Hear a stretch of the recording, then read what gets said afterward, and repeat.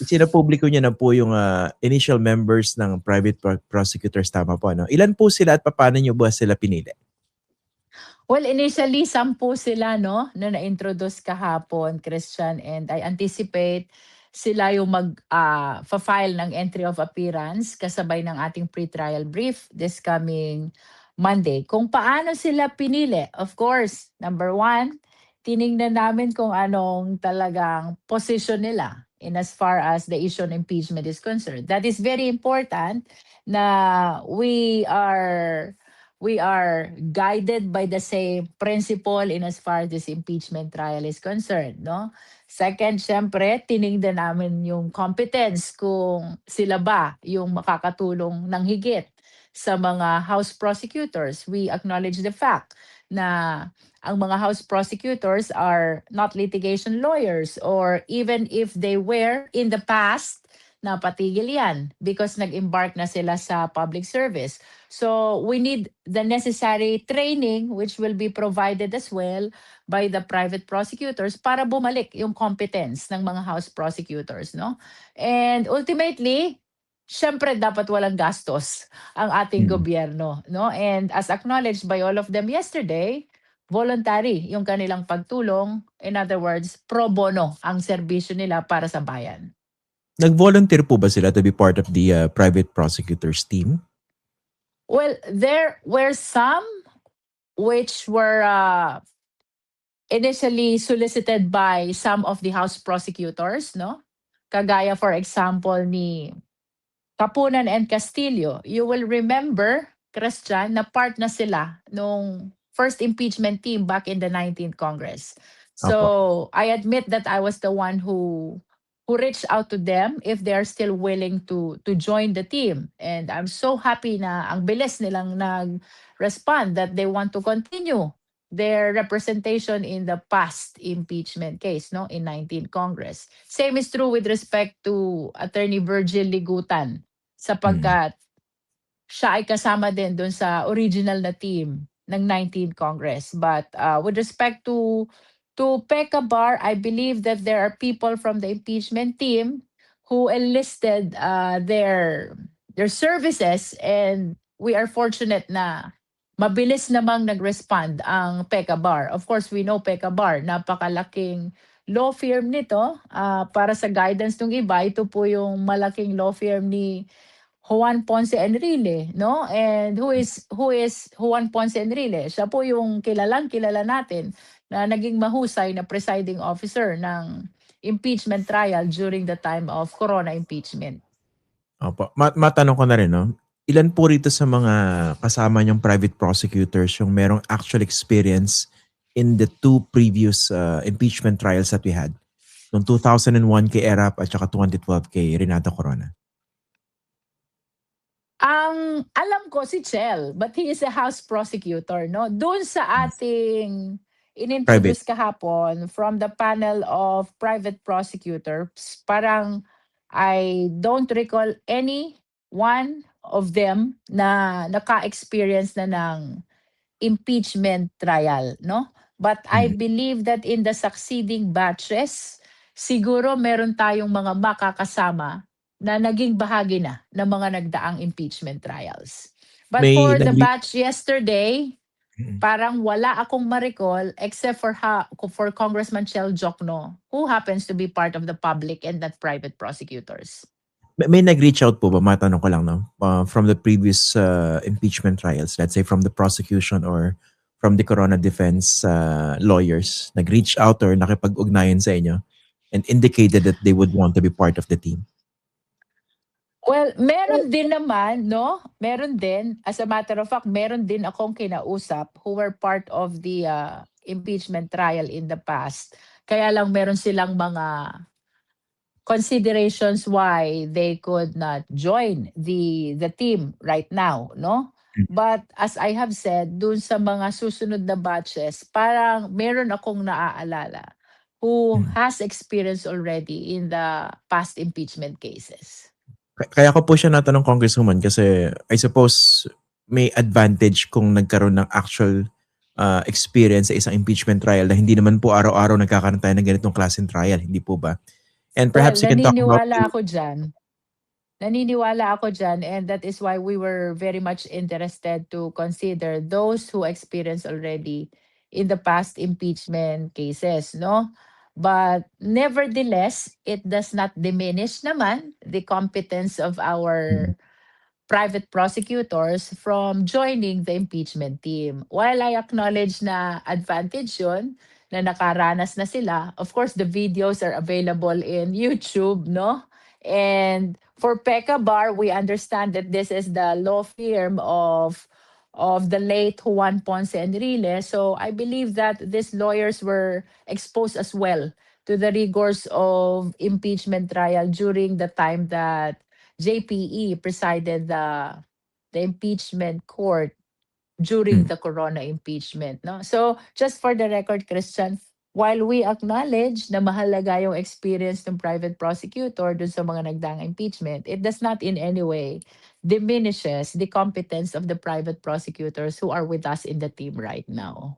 Apo, most definitely I agree, no. Ang konteksto po kasi nung tanong ko ay ganito. Dahil magagaling po lahat ng mga abogado 'yan. Pero ang problema hindi po purely legal ang pag-uusapan dito. So maraming factors, hindi po ba?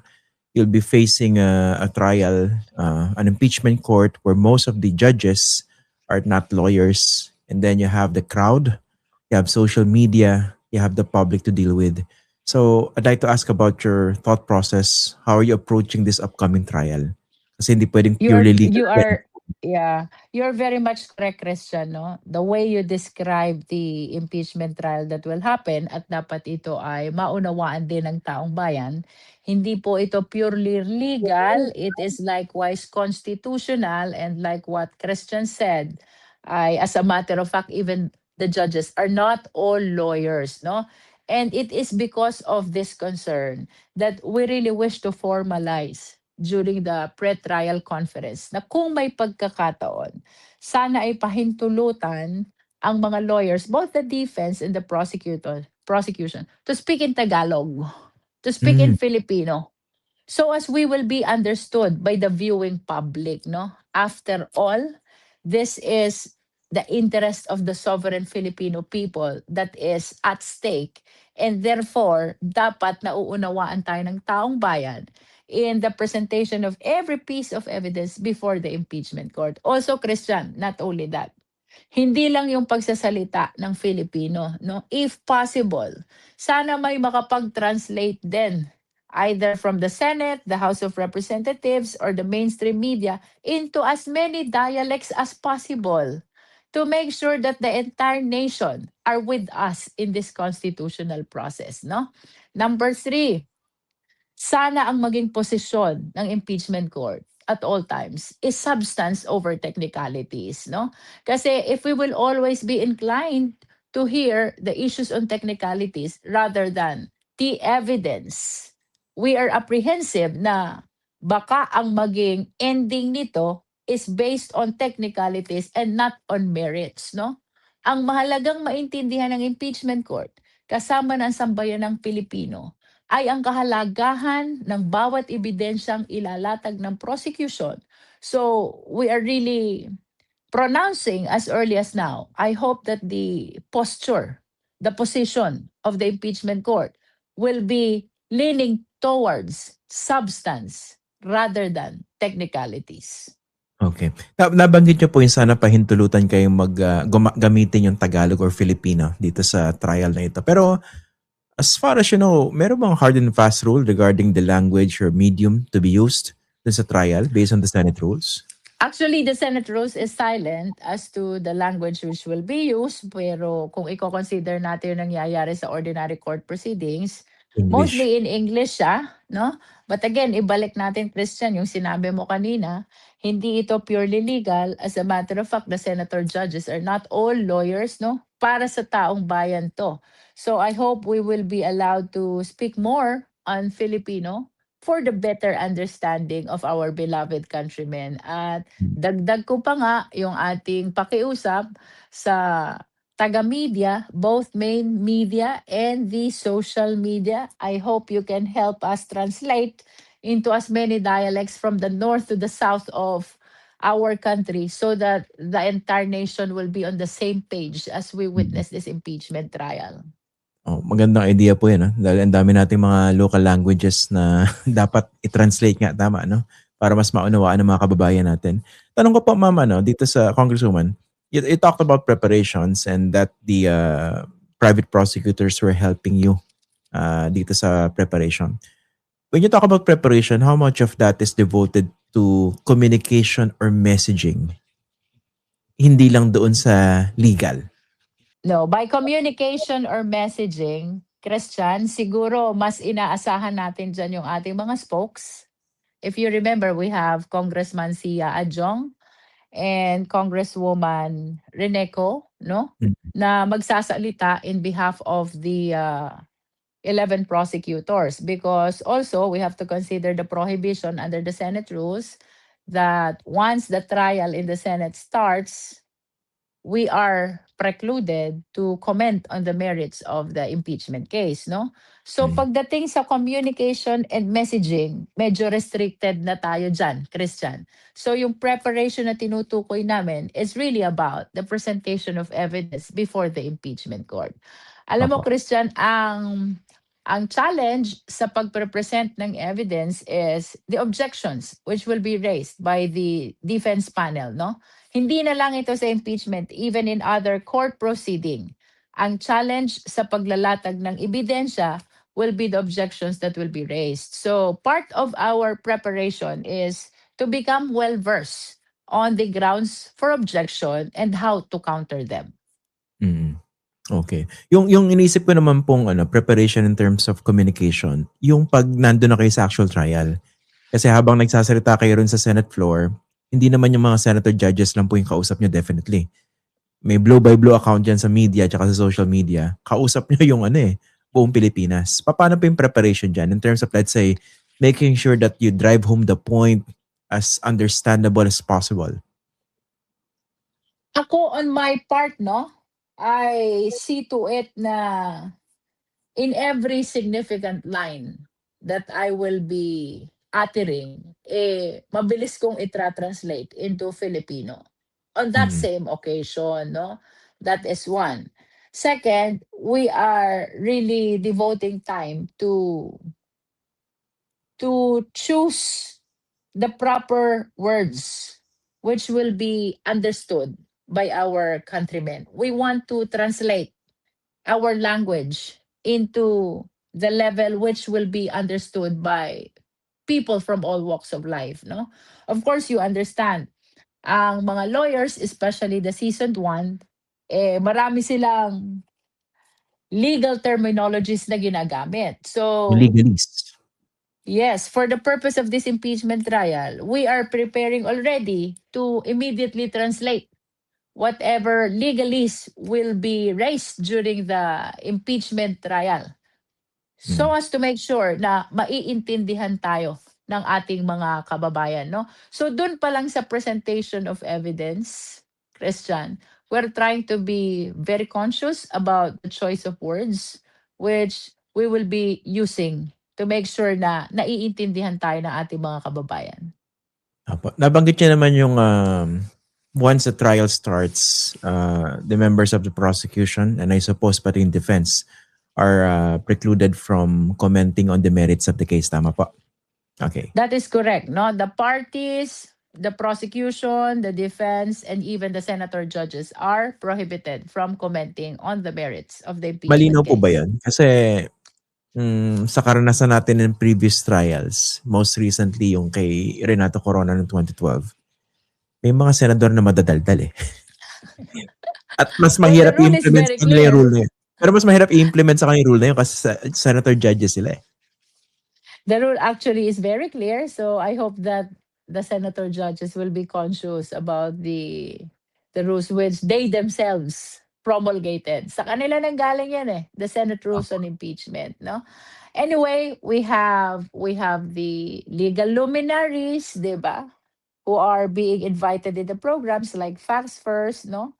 Tayo nananawagan sa kanila, including the deans of the colleges of law na ako'y talagang labis na nagpapasalamat because it seems to the 11 prosecutors that we have ample support coming from the legal experts and even the deans of the colleges of law, no? Natutuwa po kami that our position is shared by the legal experts, the private lawyers, and as I have said, the dean of the colleges of law. For us, it is a validation. Parang sinasabi nila sa amin na tama ang ginagawa nyo dyan sa House of Representatives, no? Well, this only means that these people are supporting as well the Constitution, the accountability mechanism, and that is why dapat magtuloy ang impeachment trial. Okay. Dito po sa dito sa fact na karamihan ng mga senator judges po ay hindi abogado. Kasi ang pagtingin ng iba dyan, disadvantage yan for the prosecution or the defense dahil baka hindi ganong kalalim appreciation nila sa mga procedures. Pero on the other hand, ang may pagtingin naman na actually okay yan eh. Kasi kung maipaliwanag doon sa mga non-lawyers na senator judges, para ka na rin nakipag-usap doon sa ordinaryong Pilipino. Ano po yung pinanggagalingan yung point of view dito? Actually, Christian, I agree with the latter view of yours, no? Mas naniniwala ako na mas magiging maayos ang appreciation ng evidence for non-lawyers because they are not restricted by rules on evidence and other technicalities, no? You've said this initially, hindi po ito purely legal. As a matter of fact, this power, if purely legal and technical, sana sa judiciary binigay. Pero hindi eh. Sa legislative ibinigay at sino ito? The representatives of the people. That is the purpose of the HOR and the Senate, to represent the interest of the people. In other words, this is not purely legal. This is more of constitutional. As a matter of fact, na ang pinag-uusapan mo ay ang sambayanang Pilipino. Itong sambayanang Pilipinong ito, they are not trained on technicalities. They are not trained on evidence, no? So for the purpose of representing them, I think nasa better position yung mga non-lawyers sapagkat they are not restricted, they are not precluded, they are not confused by the rules on evidence. At ang tanging focus lang nila is the appreciation of the merits. Kung anong nakikita nilang ebidensya regardless of the technicalities, that's how they are going to decide whether the respondent should be held convicted or acquitted, no? So, of course, we do not discount the expertise of the lawyers, senator, judges, no? But the fact that the others are non-lawyers does not at all diminish their capacity to appreciate or have a correct appreciation of this case, this Opo. impeachment case, Christian.